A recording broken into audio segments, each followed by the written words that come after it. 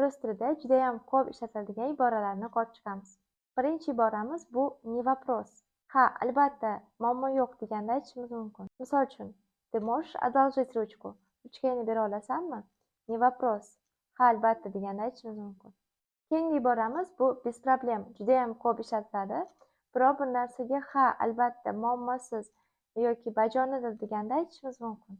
Misol uchun, "Поможешь мне с переводом?" Tarjima qilishga yordam berasanmi?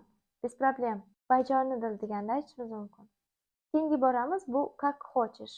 Xohlaganingcha qilaver, o'zing bilasan deganda aytamiz. To'rtinchi iboramiz bu "это не моё". Bu men qiladigan ish emas yoki bu menga to'g'ri kelmaydi, mos kelmaydi deganda aytishimiz mumkin. Va oxirgi iboramizni biz kimnidir gapiga qo'shilmoqchi bo'lganimizda ishlatishimiz mumkin. Вот именно deb aytadigan bo'lsak, bu aynan shunaqa, xuddi shunaqa deganda ishlatishimiz mumkin.